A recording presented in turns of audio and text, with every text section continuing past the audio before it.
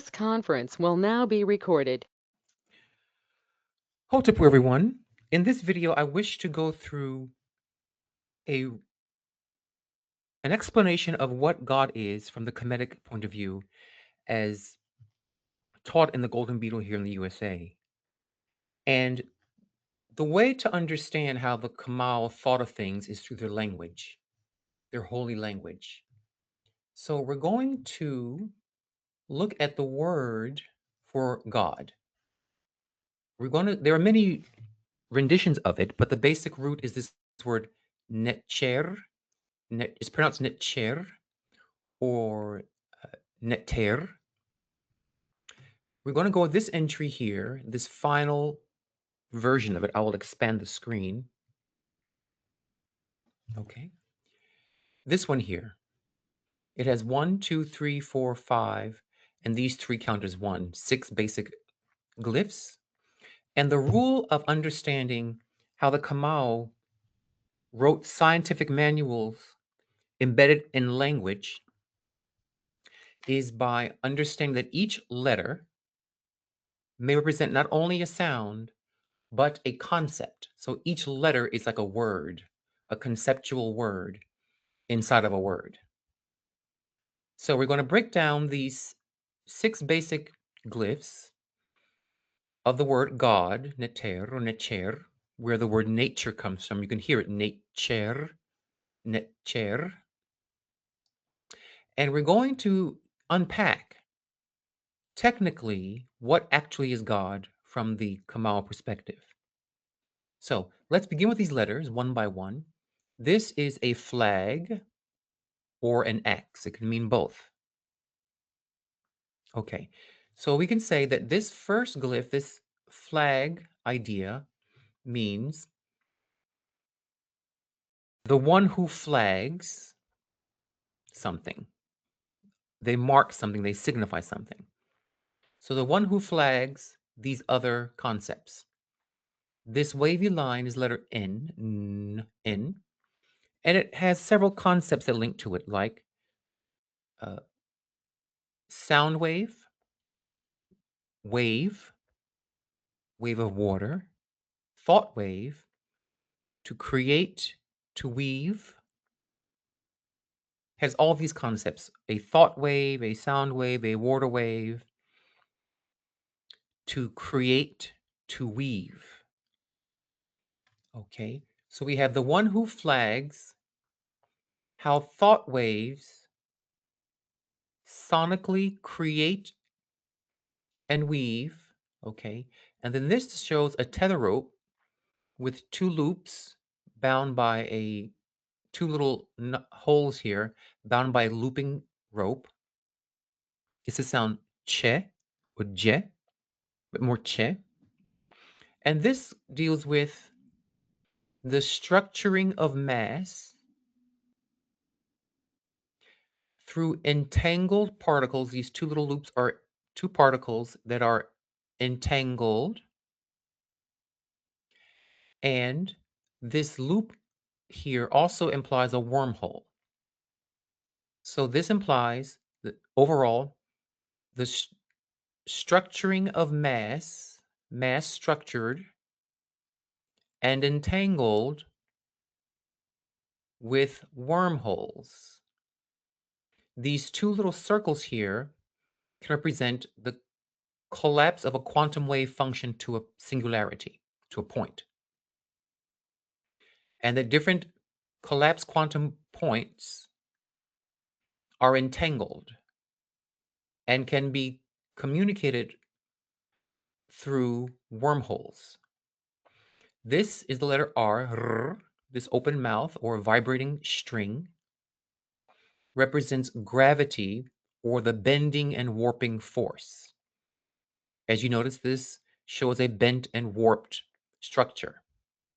So that's code for gravity, also for bending and warping, also for time, because time and gravity work as one.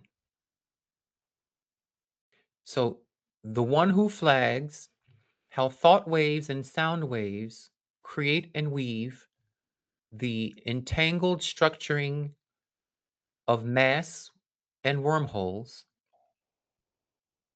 and gravity and time. This little quail chick bird means small place to grow, because the bird will grow and it's small. It also means sacred or sanctuary. Okay. And these three dots mean particles of mass, layering or accretion of matter, or manifestations. Let's put it all together. God here is the one. An axe also means sharp perception, because this axe also means eye. You see here, Netcherit, the word for God also means eyes, as in perceiver, watcher, beholder. You see over here, Neder, where was it? Neder here means an eye. So it means there's a being that is perceptive. God is a perceiver. He is a watcher. He's the unseen seer. And because it's an axe, it means sharp perception, cutting perception. Okay, so we put it all together. I'm sorry, we're in this one. So God is the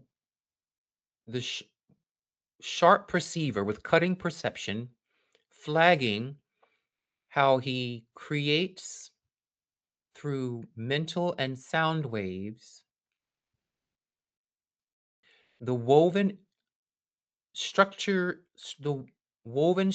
of matter that is entangled with entangled particles and wormholes that give rise to gravity and time, grown from particles into accretions of reality or manifestations.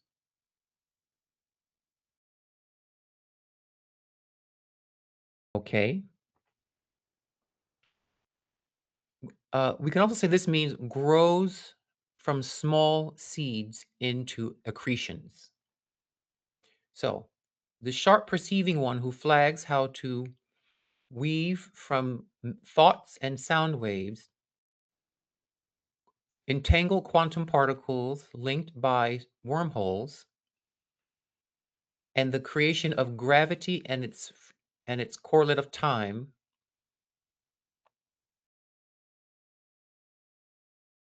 to grow from small particles into accreted layers of matter, particles, and manifestations. In sum, it's talking about there's a perceiver that can turn sound and thought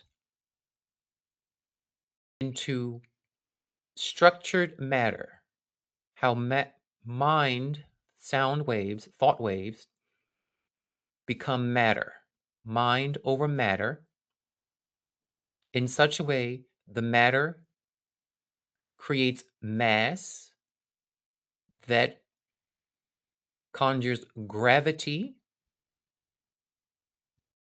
to a small place that will grow into accretions of particles.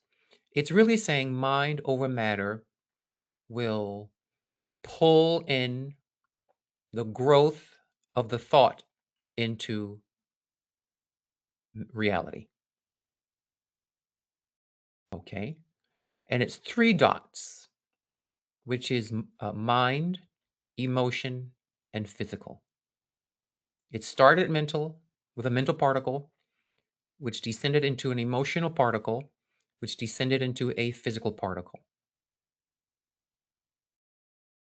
Now, I just want to add a bit on the side here. There's another way of reading this word for God. What the creator is the one who uses mind over matter to create gravitational entangled particles pulled together by gravity to grow into mind, emotional, physical realities. or just layers of particles or accretions of particles.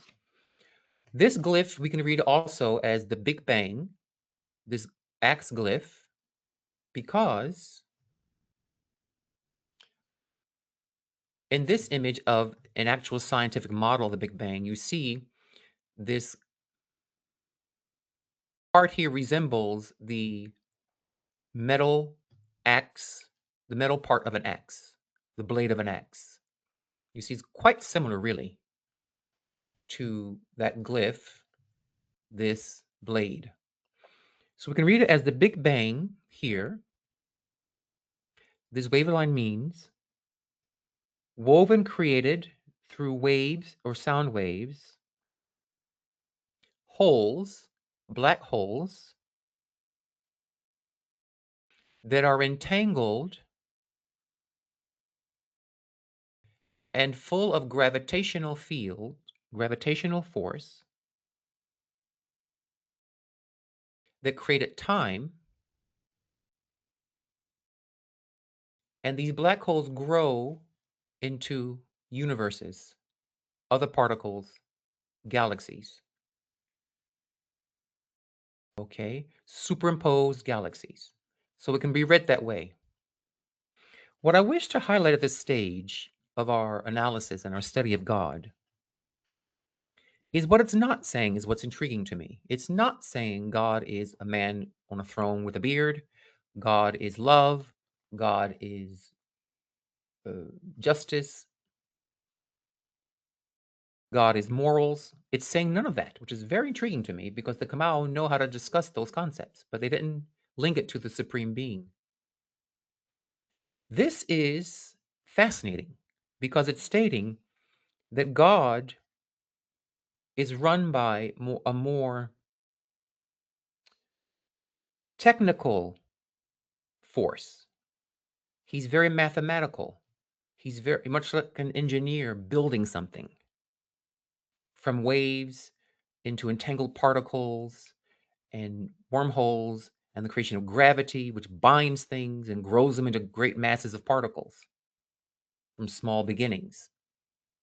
This is a very mechanical definition of God. There are other words for God that have more of that personal feeling to it. Yes, but not this one. And this is the primary word they use for God. It explains why the Kamal were so technically advanced, because they were trying to copy Necher. They are part of what's called a Gnostic tradition. Gnostic is actually a very pale version of what Kemet was. But basically, there are two kinds of religions. One is a Gnostic or a scientific knowledge-based one, where they encourage you to seek knowledge. And the other is a faith-based system, which discourages the thinking and knowledge pursuit process. Do not seek the knowledge of the tree of good and evil. The Kamau are a Gnostic or an intelligence religion. They emphasize science and intelligence as the way, the path to enlightenment and divinity. Okay. All right. So, and by the way, these can also be sound bubbles. If you Google it, you'll see that sounds can come in bubbles. Okay. All right. Now, what it's saying is that God, not the creator, but God, the word creator is kepera. It's a different reality, different phenomenon, a different stage of the creator. That we have a perceiver who uses thought and sound to create strings and particles of gravity growing forces that accrete things into manifestation. He's a mind over matter being. That's the bottom line. Okay, now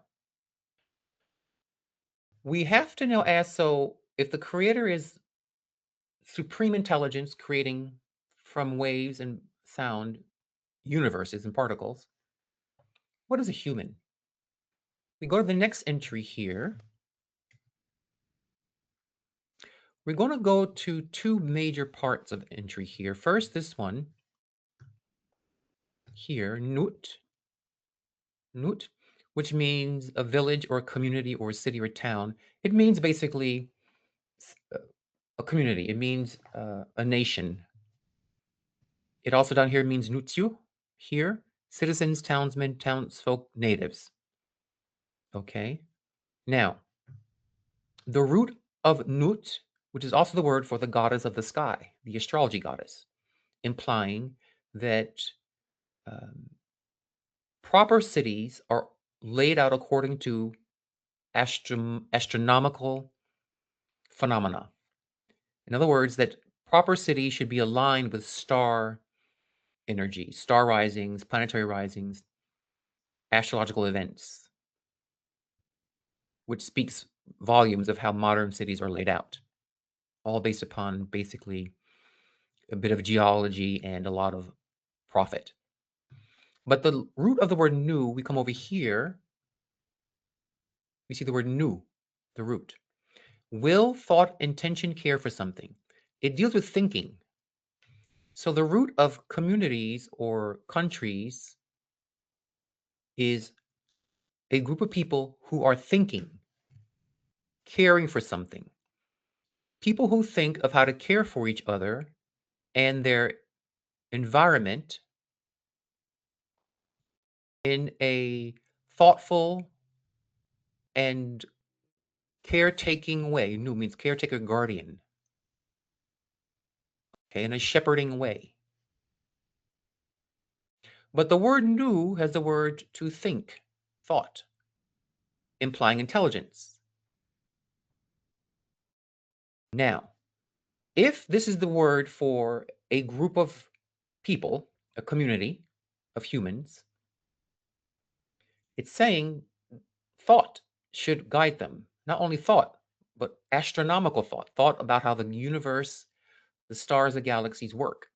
The human cities should mirror the celestial cities. And you should encourage thinking, thoughts of caring for each other, and just thinking itself should be encouraged in cities. This thinking being encouraged, we will soon see, is the antithesis of what's happening in the world of the AI algorithms trying to control the thinking of the planet, of all people on the planet. Okay? Because Nu is a word for the supreme being also, called Nu, the god of the original waters of creation. Okay? So you should be thinking about God, not thinking about algorithms that make profit for corporations. That communal mass thinking should be about cosmological universe concepts that bring you closer to the divine mind. So we have here that human groups should be thinking groups, particularly divine thinking. Okay, now with that established, I'm going to go to a PDF document by a physicist named Nassim Haramein. He is a scientist, a physicist, who has really altered the course of physics in the modern world. He has resolved many of Einstein's equations. He has rewritten how we see the motion of the solar system through the universe. He's done really astounding work in physics. And I recommend you all try to get to know about his work and to study him. He's very big on YouTube, and you have no problem finding information about him. Nassim Haramein, Haramein. Okay. He wrote a paper, and in it he wrote this mathematical model of the scaling law for all organized matter. All means unified field theory resolved. Okay. Basically, you have here Hertz, which is an energy quotient. Here you have size. Okay. And here you have a scale. On this scale is a line, this diagonal, with letters B, B, A, S, G1, G2, and U. The code for the letters are down here. U stands for universe, universal scale, super big. We'll start this way. BB stands for Big Bang, and the beginning of the tiniest beginnings into a Big Bang. So here we have the quanta, the tiniest of things at the Big Bang. The A stands for atomic, the size of the atom, its energy and radius, its size. And then SS here, S stands for stellar solar, the size of stars. G1, G2 stands for galactic sizes to an order of 1, an order of 2. And the U stands for the entire universe. He found that the energy component, the hertz, and the size are all analogs of each other along this line. They're like eggs within egg, Russian dolls within Russian dolls. They're like concentric circles from the massive universal circle down to circles within circles to the tiniest particle. Okay? Like the Planck unit, which is the smallest unit we can detect in the universe. Okay, so they're linked as in the giant universal circle into the tiniest dot Planck circle. All right. Now, he wrote, let's look at this part here, which is the most important part for my conversation here. It says, it is of interest that the microtubules of eukaryotic cells gives their length of 2 times 10 to the minus 8 centimeters and a vibrational hertz frequency of 10 to the 9th up to 10 to the 14th hertz, lie quite close to the line specified by the scaling law, meaning this diagonal, and it's intermediate or in the middle between the S and A letters, stellar and atomic scales. All right.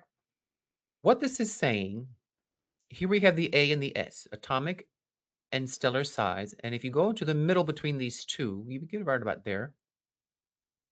Right about there, you get the energy pack and the size of the microtubules, which are these like tubes that coat every living cell.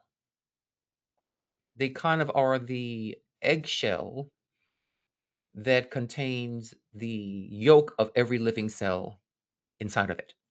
So it's really the biological boundary condition of biology. So where my cursor is between A and B, atomic, the atoms, protons, neutrons, electron size, up to the size of stars, right between atomic size and star size, in the middle, right about here, there, you will find biological microtubules measured along the same line, as if they are a planned part of the scale from macro large to micro quanta. Okay, the biological resolution is in the middle, and it also, if you look at it, is in the middle of the entire line of reality, where the cells, the biological phenomenon occur, bifurcates not only the atomic to stellar line, but the entire line of the scaling law for all organized matter, as if the biological reality is the transition point between the super small and the super large, as if it is that which communicates between zooming infinitely inward and zooming outward infinitely. The biological phenomena represents the point where there'll be a biological form that can fully communicate with the inside and the outside. So going from this middle point towards the BB is going towards what we call meditation state, going in.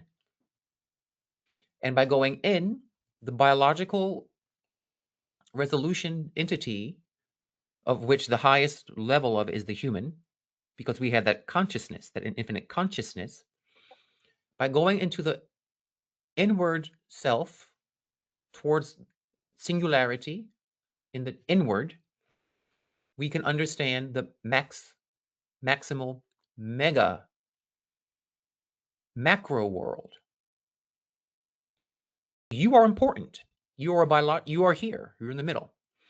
And you are the connector between going within to the zooming within to the tiniest part of your being and coming back from that to behold the external maximal hugeness of being.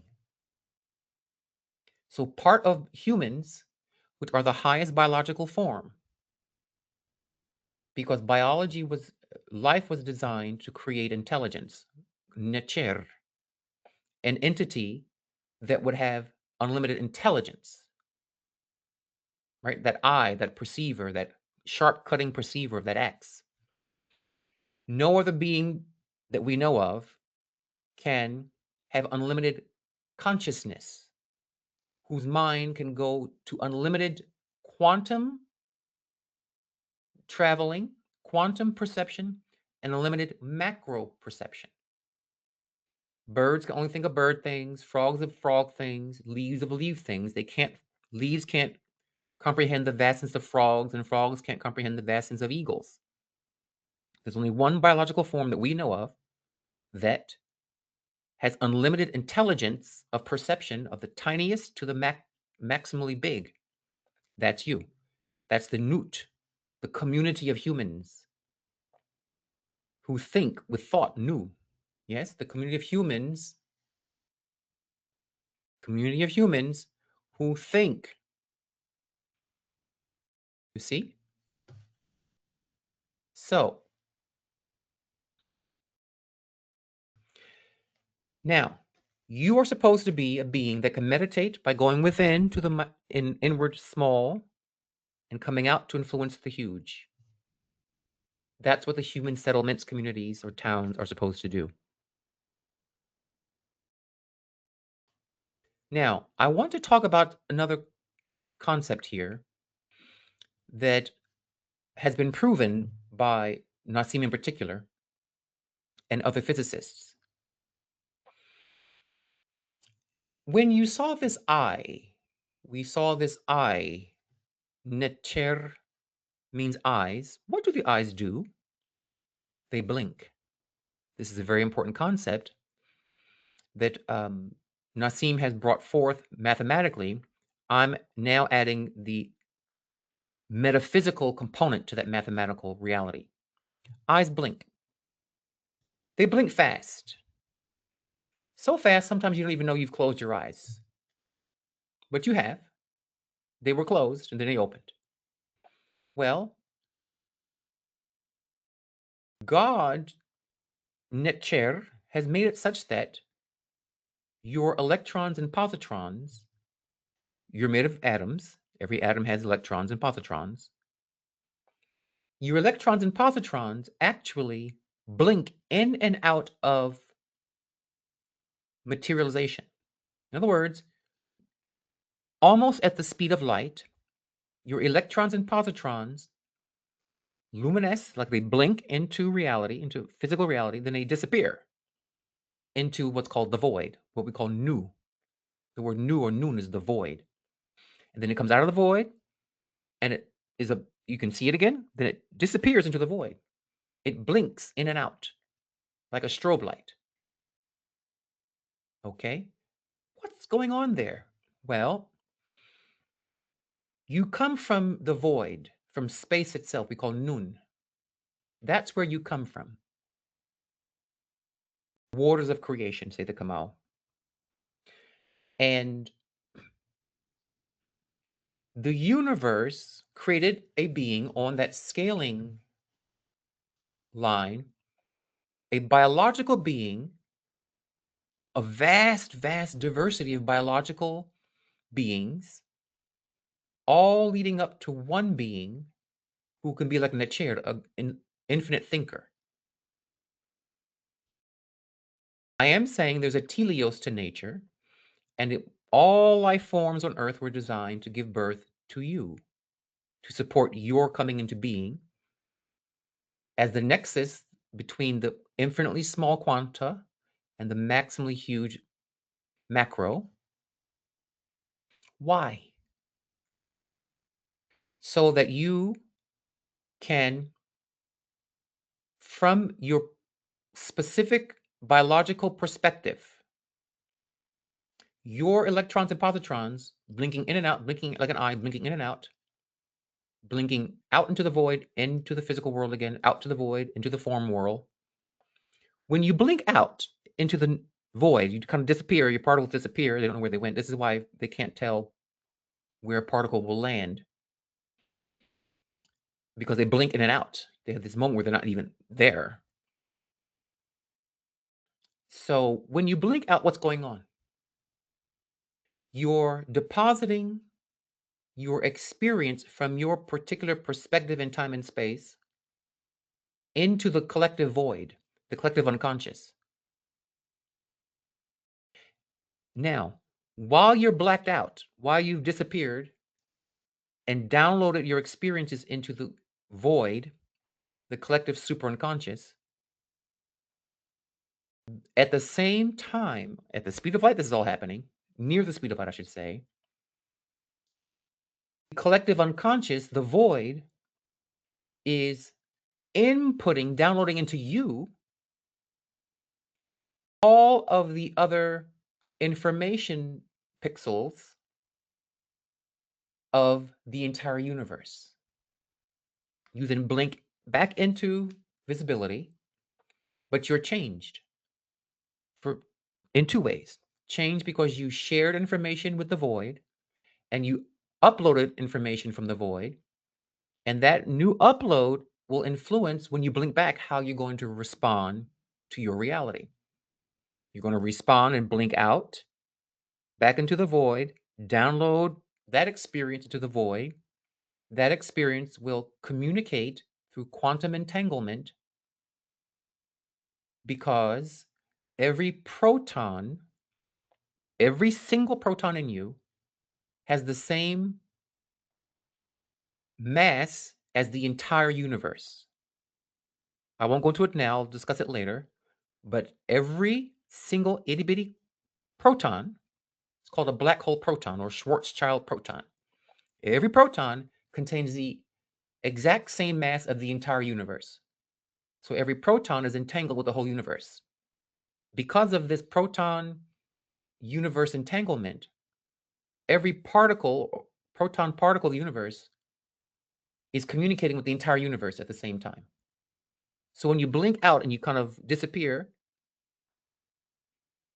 you talk to the whole universe, and the whole universe talks back to you. And all the other proton particles, which are the entire universe, but from specific dot points of view, talk to your particular point of view protons. Then that information informs when you blink back in to manifestation or form, and you keep blinking in and out, downloading information to the void, uploading information from the void, and then blinking into new experiences. And then you blink out again, and those new experiences are downloaded into the universe, and the universe adjusts your new download with all the other downloads that blinked back into the void, and you blink out again with a new perspective, and the universe is learning. By blinking you in and out, it's downloading your information, uploading cosmic collective unconscious into you, and the universe is learning. This is pivotal to correct the New Age idea that you create your universe. That's only one half of the equation, because you're blinking. And so not only do you create your universe, but when you blink into disappearing, the universe is adjusting to your download and making you adjust to all other downloads in the collective unconscious energy, the void. Now, let's say you're trying to manifest a wonderful new home. And it's hard. You keep meditating and praying, whatever you're doing, and it's taking forever and ever and ever. What's really going on is when you will or intend, like it said, the word nu means to have a will, thought, or intention. Okay. When you will or intend, you're blinking. You have to understand that your will has to be uploaded into the void, which is every other being's will, the universe's will, and then you come back out and you have to adjust your house pursuit to the state of the cosmos. Then you change your thoughts, your ideas, your moves. You blink out back into the void. The void says, "Oh, you've changed," but that must adjust to the rest of the cosmos. You come back into the blink in, and you keep adjusting and adjusting and adjusting. Eventually, you will create, if you focus on the thought long enough, you keep repeating it, repeating it, it will accrete particles from that wormhole, that wormhole glyph here, this kind of bound rope here, this wormhole here. You'll start accreting particles that align with your intent. In other words, you keep thinking it, the universe will slowly feed back to you intuitions, movements that keep inching you towards a morphogenic field, an environment, a situation that has particles of thought that are more consonant with your intent, your nu, your will. It will almost sail you to that area because this nu means the waters of creation. And you will get the house when your blinking in and out begins to synchronize and coordinate with enough, with a certain area of the universe that is consonant with your will. Now the universe's will and your will align, they entangle in a very coherent manner. And that's when you get the success of these little dots. They grow into an actual manifestation. This is the scientific understanding of mind over matter manifestations in consonance with the cosmic mind, with the void, with Nun. Okay? So I wanted just to go through what Netter is, Netter, what God is, and ultimately, to summarize this part, it's the one who knows how to turn mind into matter. That's it. That's what this is really telling you. So you want to be very careful of your thoughts because your thought waves will entangle you with dimensions of energy and particles that will create a gravitational field to grow those thought waves into accretions of materializations. Be very careful with your thoughts. That's the main theme of this. Okay? So, the main reason I'm discussing this is because of my concern. Well, first, because God's told me to do so, and the oracle ordered me to do this. And one reason why it's saying that is because we're moving on the planet Earth right now in a rather dangerous path in terms of there's a movement to control human thought, which is this wave, to control the mental waves of the world, the thought waves and the thought waves of people through what's happening now, AI and technology, to create algorithms that control world thinking. So they're playing God, they're playing Necher. They're trying to control this wave part and entangle you with profitable things that help profit. And the more you do it, you create a gravitational field that grows you into being encircled by those profit suggestions of the algorithm. But what the algorithm and the machinations of corporations trying to get people to be mind controlled cannot control is God. So they told me to begin to release my understandings and revelations about the Kemetic language in order to give people a scientific basis of how to resist and become immune to algorithm manipulation, mind control by the system, by looking at how God can work through you. The key thing will be this wave as a sound wave. Okay, what's called implosive energy, sonic energy, whereas bombs and things are what's called explosive energy. There are two kinds of cultures usually. Those that focus on implosive energy, which is more magnetism and sound, versus explosive energies that work more with explosion and electricity. Okay, kind of aggressive energies versus magnetic energies. All right. So the key here are the sound waves that we teach in the words of power. Okay. So through these sound waves, you entangle these words of power like ong and bloom and ring. These sound waves will entangle you with dimensions of energy and particles that will, if you chant them over and over, will create a gravitational pull that will grow that sound into an event.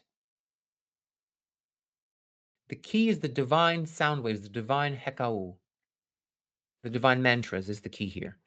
It's how the algorithms of AI and of global mind control by corporations can't get you. But if you don't know those sounds, you will become victimized by the marketing and subliminal seduction of these corporations.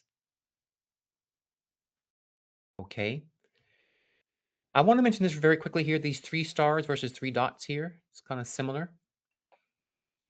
These 3 stars don't need this oo here because these imply growth, expanded growth. And these 3 stars refer to what's called Calabi-Yau spaces in string theory, which are these kind of enclosed dimensions that have that turn waves into threads through seven internal dimensions in the Calabi-Yau space.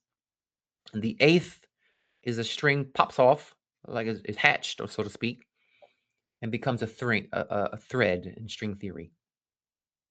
Okay, so that is the definition of God, mind over matter through sounds, and how sounds repeated create a kind of a gravitational pull that grow things into forms and structures. Okay, and again, my wish is for you to be free, to let the gnosis, the Gnostic energies of the Creator, of God, keep you free, because I'm very concerned where these algorithms are leading the planet, leading humanity. And I want to also mention what humanity really is. The word human is not quite a good word. It doesn't describe what's going on accurately. Okay. So, for example, in my book, Metaphysical Primer, I mention what is homophobia. And I mentioned how it is not a word that describes what's going on. It actually hides what's going on. It refers to people who are afraid of their own uh, diversity of sexuality. It doesn't name that the person is afraid of their own sexual potentials. Okay, I would call it sexual insecurity or heterosexual insecurity. it's a clearer definition of what's going on. But there can be people who are closeted who are also very, very negative. So it just to me means sexual insecurity about your sexuality. And so that word is a clearer revelation of what's going on. The word human is not a very good word to describe what you are. There's something called Venn diagrams, which are categories within categories. So you have, let's say, beings on Earth in a big circle. Make a big circle and call that beings on Earth. You're going to draw, according to modern science, 4 circles within that big circle, 4 smaller ones. One is the circle of minerals, the mineral kingdom. The next circle will be the vegetal kingdom. The third circle will be the animal kingdom. And the fourth circle will be the human kingdom. So modern scientists say beings on Earth fall in 4 basic categories: chemical, mineral or chemical, vegetal, animal, and human. They are 4 distinct categories. A vegetable is not a mineral is not an animal, and guess what? A human is not an animal. You can't say the human animal, that's a violation of Venn diagram categories. The human is a separate entity from the animal kingdom. Therefore, you can never say logically the human animal. It's like saying the animal plant. That makes no sense. So don't let anyone say, oh, we're human animals, we're animals. We're not. We're another category. We're humans. Now, the human category is from a Western perspective. The maximal evolution of the human has been the Homo sapiens sapiens, the humans who have knowledge upon knowledge, meaning intelligent, right? The mind part, the noumenal species. But we have a 5th circle within that big circle of beings on Earth called the spiritual beings. So we have the mineral, vegetal, animal, human, and divine. These are 5 species on Earth, not 4. The gag is the divine species looks like a human being, but they've evolved their consciousness to divine levels. It's similar to a stick bug. Looks like a stick, like a plant, but it's actually a bug. A divine being will look like a human, but they're not. They're an evolutionary step above. So the evolution of humans from human to divine will not be a physiological shift any more than a stick became a stick bug. They're not the same category. The shift from human to divine is one in consciousness, not in physiology. They will look like the same physical species, but be 2 completely different species. Because we must not define evolution in purely materialistic, physical terms.